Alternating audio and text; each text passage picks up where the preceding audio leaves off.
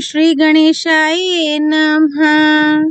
ओम श्री सीतारामचंद्राभ्यां नमः। श्रीमद् वाल्मीकि रामायण उत्तरकांड सर्ग 16 से 19। सर्ग 16। नंदीश्वर का रावण को शाप, भगवान शंकर द्वारा रावण का मानभंग तथा उनसे चंद्रहास नामक खड्ग की प्राप्ति। अगस्त्य जी कहते हैं, रघुकुल नंदन राम अपने भाई कुबेर को जीतकर राक्षस राज दशग्रीव श्रवण नाम से प्रसिद्ध सरकंडों के विशाल वन में गया, जहाँ महासेन कार्तिकेय जी की उत्पत्ति हुई थी। वहाँ पहुंचकर दशग्रीव ने सुवर्णमयी कांति से युक्त उस विशाल श्रवण सरकंडों के जंगल को देखा, जो किरण समूहों से व्याप्त होने के कारण दूसरे सूर्य देव के समान प्रकाशित हो रहा था। उसके पास ही कोई पर्वत था, जहाँ की वनस्थली बड़ी रमणीय थी। श्री राम जब वह उस पर चढ़ने लगा, तब देखता है कि पुष्पक विमान की गति रुक गई। तब वह राक्षस राज अपने उन मंत्रियों के साथ मिलकर विचार करने लगा, क्या कारण है कि यह पुष्पक विमान रुक गया? ये तो स्वामी की इच्छा के अनुसार चलने वाला बनाया गया है, फिर आगे क्यों नहीं बढ़ता? कौन सा ऐसा कारण बन गया जिससे यह पुष्पक विमान मेरी इच्छा के अनुसार नहीं चल रहा है? श्री राम तब बुद्धि कुशल मारीच ने कहा, राजन, ये पुष्पक विमान जो आगे नहीं बढ़ रहा है, इसमें कुछ न कुछ कारण अवश्य है। अकारण ही ऐसी घटना घटित हो गई हो, यह बात नहीं है। अथवा यह पुष्पक विमान कुबेर के सिवा दूसरे का वाहन नहीं हो सकता, इसीलिए उनके बिना यह निश्चेष्ट हो गया है। उसकी इस बात के बीच में ही भगवान शंकर के पार्षद नंदीश्वर रावण के पास आ पहुँचे, जो देखने में बड़े विकराल थे। उनकी अंग कांति काले एवं पिंगल वर्ण की थी। वे नाटे कद के विकट रूप वाले थे। उनका मस्तक मुंडित और भुजाएं छोटी छोटी थीं। वे बड़े बलवान थे। नंदी ने निशंक होकर राक्षस राज दशग्रीव से इस प्रकार कहा, दशग्रीव, लौट जाओ। इस पर्वत पर भगवान शंकर क्रीड़ा करते हैं।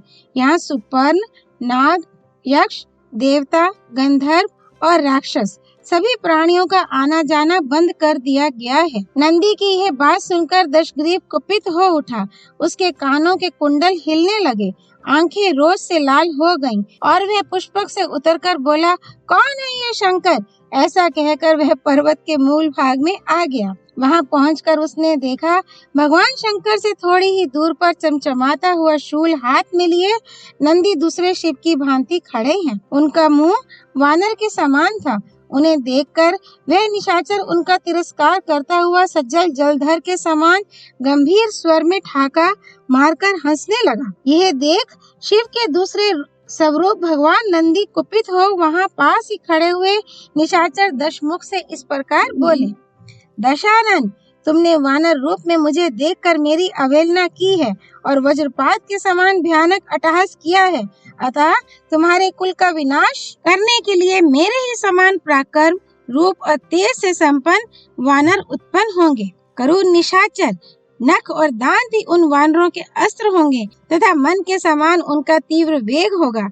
वे युद्ध के लिए उन्मत्त रहने वाले और अतिशय बलशाली होंगे तथा चलते फिरते पर्वतों के समान जान पड़ेंगे। वे एकत्र होकर मंत्री और पुत्रों सहित तुम्हारे प्रबल अभिमान को और विशालकाय होने के गर्व को चूर चूर कर देंगे।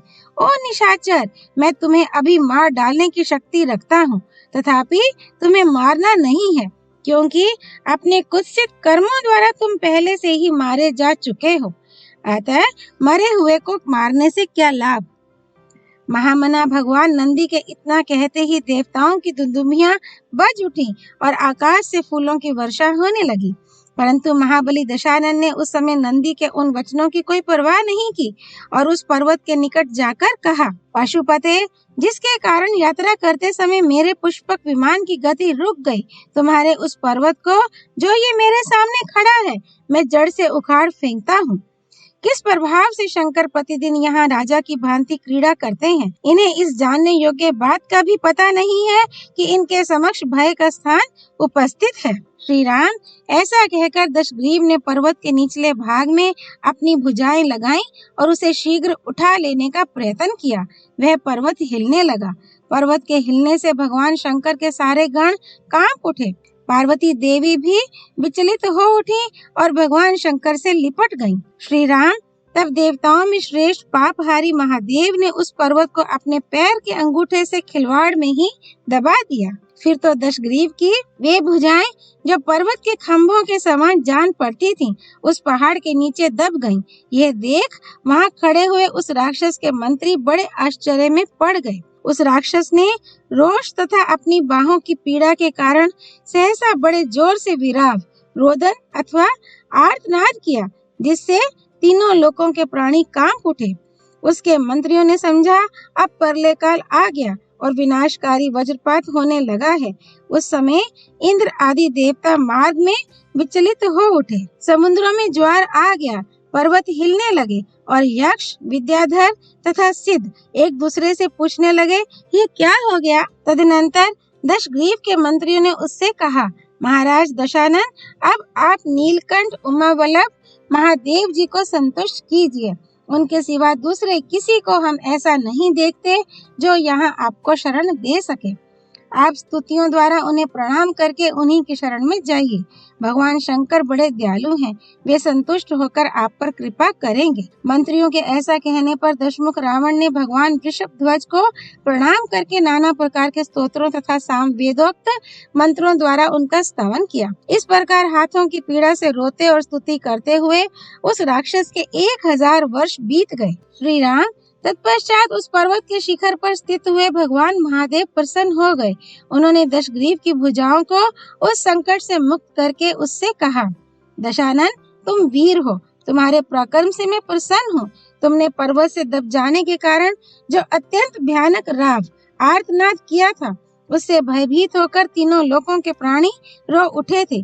इसलिए राक्षस राज, अब तुम रावण के नाम से प्रसिद्ध होगे। देवता, मनुष्य, यक्ष तथा दूसरे जो लोग भूतल पर निवास करते हैं, वे सब इस प्रकार समस्त लोकों को रुलाने वाले तुझ दशग्रीव को रावण कहेंगे। पुलस्त्य नंदन, अब तुम जिस मार्ग से जाना चाहो बेखटके जा सकते हो। राक्षस पते, मैं भी तुम्हें अपनी ओर से जाने की आज्ञा देता हूँ, जाओ। भगवान शंकर के ऐसा कहने पर लंकेश्वर बोला, महादेव, यदि आप प्रसन्न हैं तो वर दीजिए, मैं आपसे वर की याचना करता हूँ। मैंने देवता, गंधर्व, दानव, राक्षस, गुहक, नाग तथा अन्य महाबलशाली प्राणियों से अवध्य होने का वर प्राप्त किया है। देव, मनुष्यों को तो मैं कुछ गिनता ही नहीं।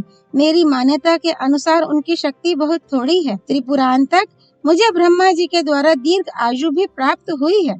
ब्रह्मा जी की दी हुई आयु का जितना अंश बच गया है, वह भी पूरा का पूरा प्राप्त हो जाए, उसमें किसी कारण से कमी ना हो, ऐसी मेरी इच्छा है। इसे आप पूर्ण कीजिए। साथ ही अपनी ओर से मुझे एक शस्त्र भी दीजिए। रावण के ऐसा कहने पर भूतनाथ भगवान शंकर ने उसे एक अत्यंत दीप्तिमान चंद्रहास नामक खड्ग दिया और उसकी आयु का जो अंश बीत गया था उसको भी पूर्ण कर दिया। उस खड्ग को देकर भगवान शिव ने कहा, तुम्हें कभी इसका तिरस्कार नहीं करना चाहिए। यदि तुम्हारे द्वारा कभी इसका तिरस्कार हुआ तो यह फिर मेरे ही पास लौट आएगा, इसमें संशय नहीं है। इस प्रकार भगवान शंकर से नूतन नाम पाकर रावण ने उन्हें प्रणाम किया। तत्पश्चात वह पुष्पक विमान पर आरूढ़ हुआ। श्री राम, इसके बाद रावण समूची पृथ्वी पर दिग्विजय के लिए भ्रमण करने लगा। उसने इधर उधर जाकर बहुत से महापराक्रमी क्षत्रियों को पीड़ा पहुंचाई। कितने ही तेजस्वी क्षत्रिय जो बड़े ही शूरवीर और रणोन्मुख थे, रावण की आज्ञा न मानने के कारण सेना और परिवार सहित नष्ट हो गए। दूसरे क्षत्रियों ने जो बुद्धिमान माने जाते थे और उस राक्षस को अजय समझते थे, उस बलाभिमानी निशाचर के सामने अपनी पराजय स्वीकार कर ली। श्री वाल्मीकि निर्मित आर्ष रामायण आदि काव्य के उत्तर कांड में 16वां सर्ग पूरा हुआ। सर्ग 17।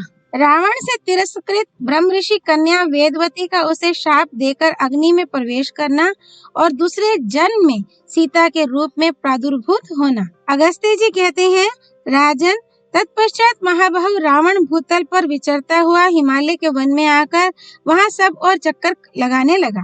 वहां उसने एक तपस्विनी कन्या को देखा जो अपने अंगों में काले रंग का मृग चर्म तथा सिर पर जटा धारण किए हुए थी। वह ऋषि प्रोक्त विधि से तपस्या में संलग्न हो देवांगना के समान उद्दीप्त हो रही थी।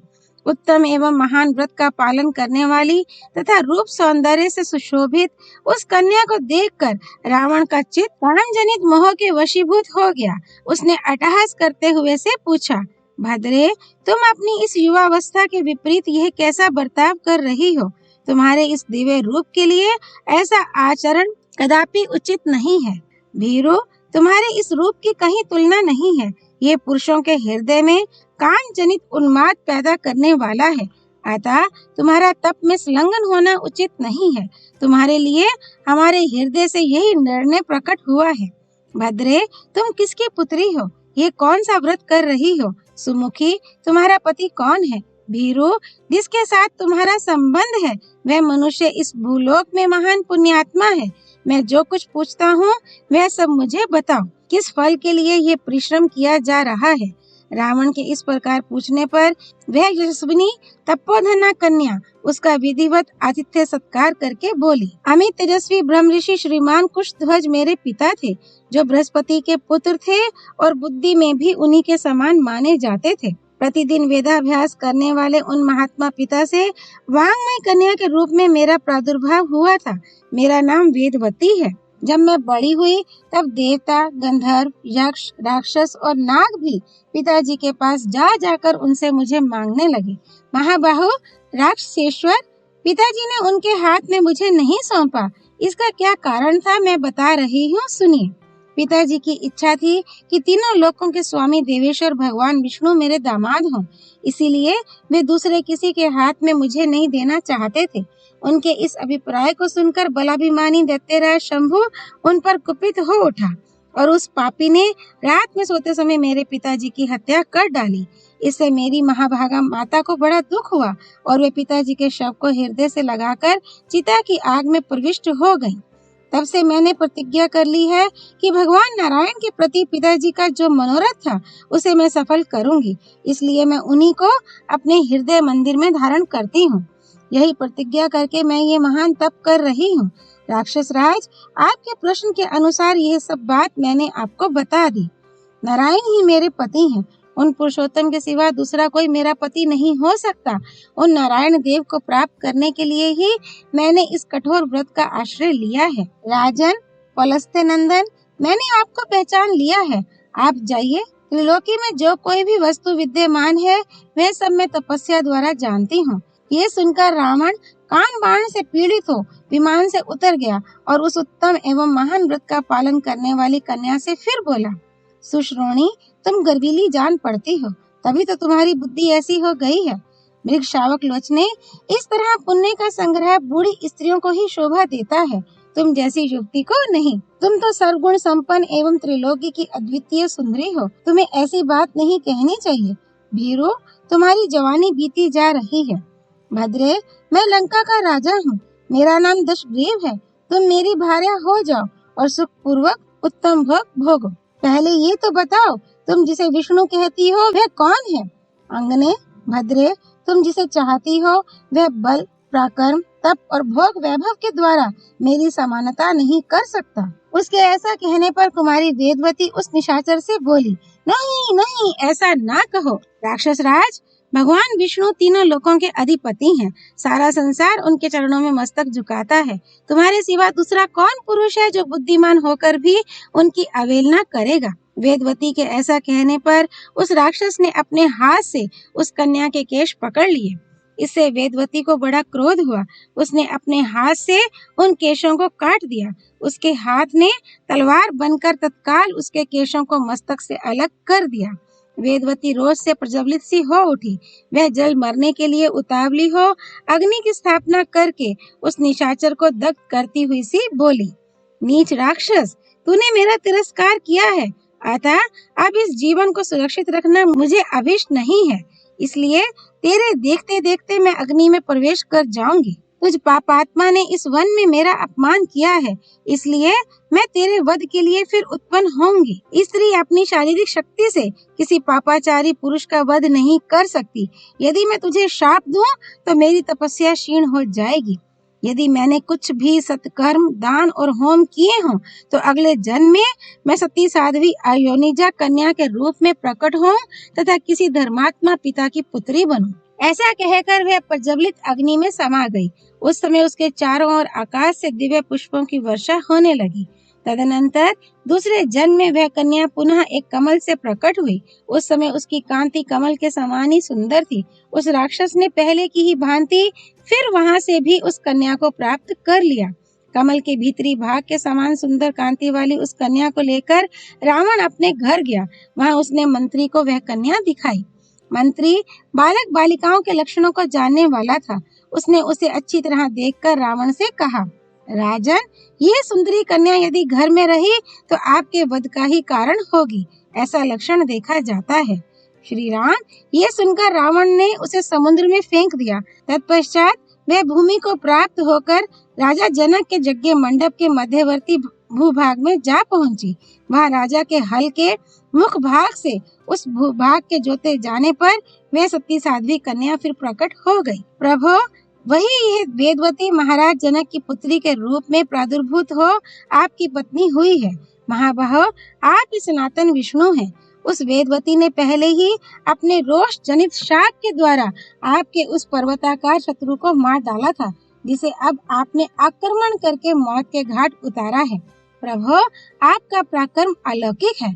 इस प्रकार यह महाभागा देवी विभिन्न कल्पों में पुनः रावण वध के उद्देश्य से मर्त्य लोक में अवतीर्ण होती रहेगी। यज्ञ वेदी पर अग्निशिखा के समान हल से जोते गए क्षेत्र में इसका आविर्भाव हुआ है। यह वेदवती पहले सत्य युग में प्रकट हुई थी। फिर त्रेता युग आने पर उस राक्षस रावण के वध के लिए मिथिलावर्ती राजा जनक के कुल में सीता रूप से अवतीर्ण हुई। सीता हल जोतने से भूमि पर बनी हुई रेखा से उत्पन्न होने के कारण मनुष्य इस देवी को सीता कहते हैं। श्री वाल्मीकि निर्मित आर्ष रामायण आदि काव्य के उत्तर कांड में 17वां सर्ग पूरा हुआ।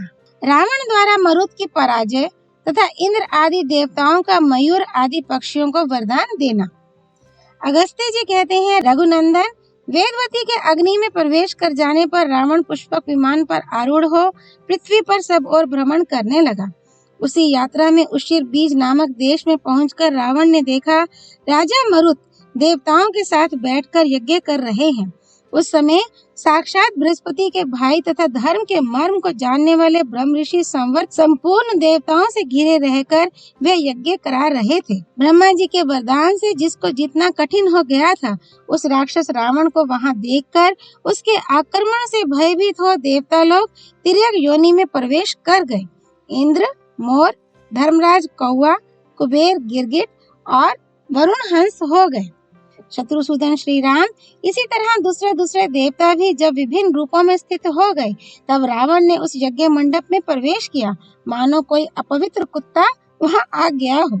राजा मरुत के पास पहुंचकर राक्षस राज रावण ने कहा, मुझसे युद्ध करो या अपने मुंह से यह कह दो कि मैं पराजित हो गया।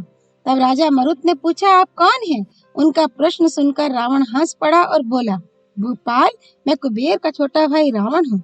फिर भी तुम मुझे नहीं जानते और मुझे देखकर भी तुम्हारे मन में ना तो कौतूहल हुआ ना भय ही। इससे मैं तुम्हारे ऊपर बहुत प्रसन्न हूँ। तीनों लोकों में तुम्हारे सिवा दूसरा कौन ऐसा राजा होगा जो मेरे बल को न जानता हो? मैं वह रावण हूँ जिसने अपने भाई कुबेर को जीतकर ये विमान छीन लिया है। तब राजा मरुत ने रावण से कहा, तुम धन्य हो जिसने अपने बड़े भाई को रणभूमि में पराजित कर दिया। तुम्हारे जैसा सप्रणीय पुरुष तीनों लोकों में दूसरा कोई नहीं है। तुमने पूर्व काल में किस शुद्ध धर्म का आचरण करके वर प्राप्त किया है? तुम स्वयं जो कुछ कह रहे हो, ऐसी बात मैंने पहले कभी नहीं सुनी है। दुर्बुद्धे, इस समय खड़े तो रहो, मेरे हाथ से जीवित बचकर नहीं जा सकोगे। आज अपने पैने बाणों से मारकर तुम्हें यमलोक पहुंचाए देता हूँ। तदनंतर राजा मरुत धनुष बाण लेकर बड़े रोष के साथ युद्ध के लिए निकले, परंतु महर्षि संवर्त ने उनका रास्ता रोक लिया। उन महर्षि ने महाराज मरुत से स्नेह पूर्वक कहा, राजन, यदि मेरी बात सुनना और उस पर ध्यान देना उचित समझो तो सुनो। तुम्हारे लिए युद्ध करना उचित नहीं है। यह महेश्वर यज्ञ आरंभ किया गया है। यदि पूरा न हुआ तो तुम्हारे समस्त कुल को दग्ध कर डालेगा। जो यज्ञ की दीक्षा ले चुका है उसके लिए युद्ध का अवसर ही कहाँ है? यज्ञ दीक्षित पुरुष में क्रोध के लिए स्थान ही कहाँ है? युद्ध में किसकी विजय होगी, इस प्रश्न को लेकर सदा संशय ही बना रहता है। उधर वह राक्षस अत्यंत दुर्जय है। अपने आचार्य के इस कथन से पृथ्वीपति मरुत युद्ध से निवृत्त हो गए। उन्होंने धनुष बाण त्याग दिया और स्वस्थ भाव से वे यज्ञ के लिए उन्मुख हो गए। तब उन्हें पराजित हुआ मानकर शुक ने यह घोषणा कर दी कि महाराज रावण की विजय हुई और वह बड़े हर्ष के साथ उच्च स्वर से सिंहनाद करने लगा।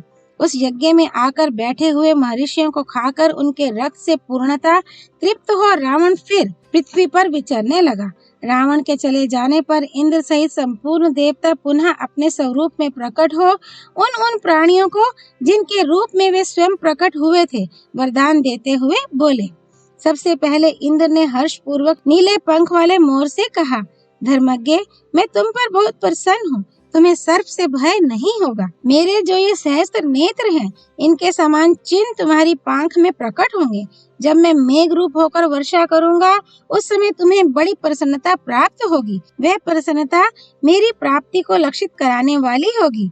इस प्रकार देवराज इंद्र ने मोर को वरदान दिया। नरेश्वर श्री राम, इस वरदान के पहले मोरों के पंख केवल नीले रंग के ही होते थे। देवराज से उक्त वर पाकर सब मयूर वहां से चले गए। श्री राम तदनंतर धर्मराज ने प्रागवंश की छत पर बैठे हुए कौवे से कहा, पक्षी, मैं तुम पर बहुत प्रसन्न हूँ। प्रसन्न होकर जो कुछ कहता हूँ, मेरे इस वचन को सुनो। जैसे दूसरे प्राणियों को मैं नाना प्रकार के रोगों द्वारा पीड़ित करता हूँ, वे रोग मेरी प्रसन्नता के कारण तुम पर अपना प्रभाव नहीं डाल सकेंगे, इसमें संशय नहीं है। विहंगम, मेरे वरदान से तुम्हें मृत्यु का भय नहीं होगा। जब तक मनुष्य आदि प्राणी तुम्हारा वध नहीं करेंगे, तब तक तुम जीवित रहोगे। मेरे राज्य यमलोक में स्थित रहकर जो मानव भूख से पीड़ित हैं, उनके पुत्र आदि इस भूतल पर जब तुम्हें भोजन करावेंगे, तब वे बंधु बांधुओं सहित परम तृप्त होंगे। तत्पश्चात वरुण ने गंगा जी के जल में विचरने वाले हंस को संबोधित करके कहा, पक्षीराज, मेरा प्रेम पूर्ण वचन सुनो। तुम्हारे शरीर का रंग चंद्रमंडल तथा शुद्ध फेन के समान परम उज्जवल, सौम्य एवं मनोरम होगा। मेरे अंगभूत जल का आश्रय लेकर तुम सदा कांतिमान बने रहोगे और तुम्हें अनुपम प्रसन्नता प्राप्त होगी। यही मेरे प्रेम का परिचायक चिन्ह होगा। श्री राम, पूर्व काल में हंसों का रंग पूर्णतः श्वेत नहीं था।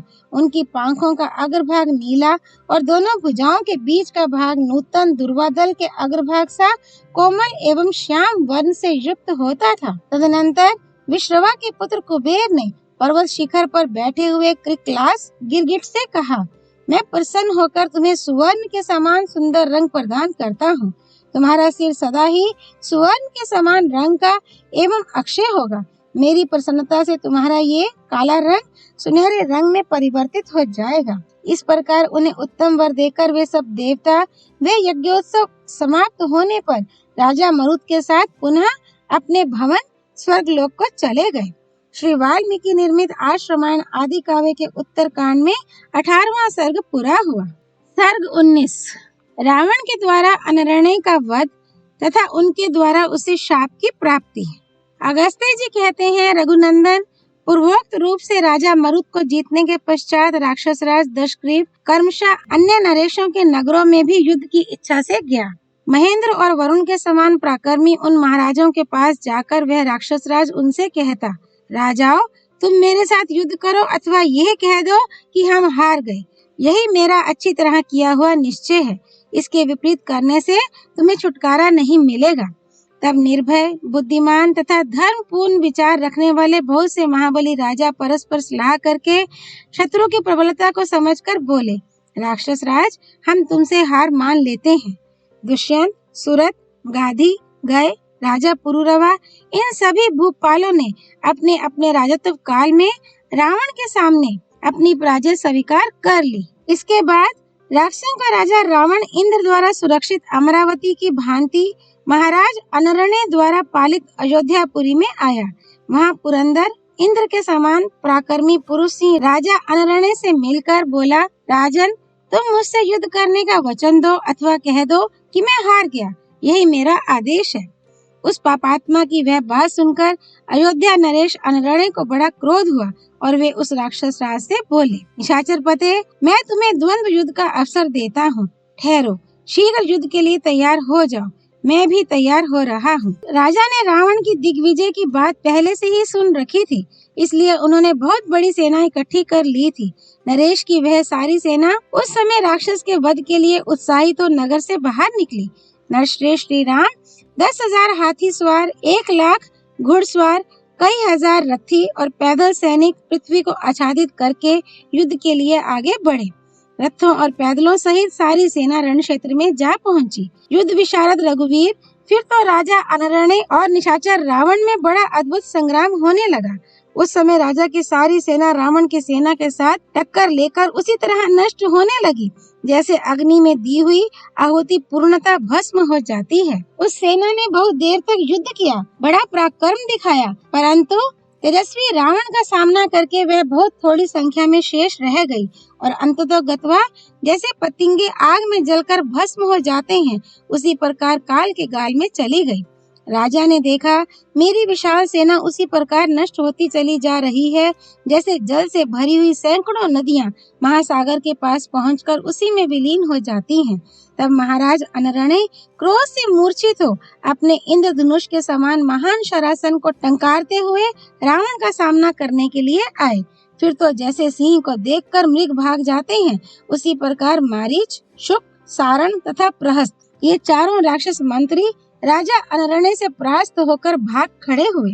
तत्पश्चात इक्ष्वाकु वंश को आनंदित करने वाले राजा अनरणे ने राक्षस राज रावण के मस्तक पर 800 बाण मारे, परंतु जैसे बादलों से पर्वत शिखर पर गिरती हुई जल धाराएं उसे क्षति नहीं पहुंचाती, उसी प्रकार वे बरसते हुए बाण उस निशाचर के शरीर पर कहीं घाव न कर सके।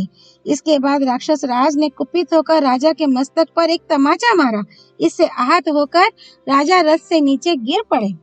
जैसे वन में वज्रपात से दग्ध हुआ साखू का वृक्ष धराशायी हो जाता है, उसी प्रकार राजा अनरणे व्याकुल हो भूमि पर गिरे और थर थर कांपने लगे। ये देख रावण जोर जोर से हंस पड़ा और उन इक्ष्वाकु वंशी नरेश से बोला, इस समय मेरे साथ युद्ध करके तुमने क्या फल प्राप्त किया है? नरेश्वर, तीनों लोकों में कोई ऐसा वीर नहीं है जो मुझे द्वंद्व युद्ध दे सके। जान पड़ता है तुमने भोगों में अधिक आसक्त रहने के कारण मेरे बल पराक्रम को नहीं सुना था। राजा की प्राण शक्ति क्षीण हो रही थी। उन्होंने इस प्रकार बातें करने वाले रावण का वचन सुनकर कहा, राक्षस राज, अब यहाँ क्या किया जा सकता है, क्योंकि काल का उल्लंघन करना अत्यंत दुष्कर है। राक्षस, तू अपने मुंह से अपनी प्रशंसा कर रहा है, किंतु तूने जो आज मुझे पराजित किया है इसमें काल ही कारण है। वास्तव में काल ने ही मुझे मारा है। तू तो मेरी मृत्यु में निमित्त मात्र बन गया है। मेरे प्राण जा रहे हैं, अतः इस समय मैं क्या कर सकता हूँ? निशाचर, मुझे संतोष है कि मैंने युद्ध से मुंह नहीं मोड़ा। युद्ध करता हुआ ही मैं तेरे हाथ से मारा गया हूँ। परंतु राक्षस, तूने अपने व्यंग्य पूर्ण वचन से इक्ष्वाकु कुल का अपमान किया है, इसलिए मैं तुझे शाप दूंगा। तेरे लिए अमंगलजनक बात कहूँगा। यदि मैंने दान, पुण्य, होम और तप किए हों, यदि मेरे द्वारा धर्म के अनुसार प्रजाजनों का ठीक ठीक पालन हुआ हो, तो मेरी बात सत्य होकर रहे। महात्मा इक्ष्वाकु वंशी नरेशों के इस वंश में ही दशरथ नंदन श्री राम प्रकट होंगे, जो तेरे प्राणों का अपहरण करेंगे। जय सिया राम। राजा के इस प्रकार शाप देते ही मेघ के समान गंभीर स्वर में देवताओं की दुंदुभी बज उठी और आकाश से फूलों की वर्षा होने लगी। राजाधिराज श्री राम तदनंतर राजा अनरणे स्वर्गलोक को सिधारे। उनके स्वर्गवासी हो जाने पर राक्षस रावण वहां से अन्यत्र चला गया। श्री वाल्मीकि निर्मित आर्ष रामायण आदि काव्य के उत्तर कांड में 19वां सर्ग पूरा हुआ। सियापति रामचंद्र की जय। राम भक्त श्री हनुमान जी की जय। राम जन्मभूमि अयोध्यापुरी धाम की जय। सरयू नदी की जय। माँ गौरीपति देवों के देव महादेव भगवान शिव शंकर की जय।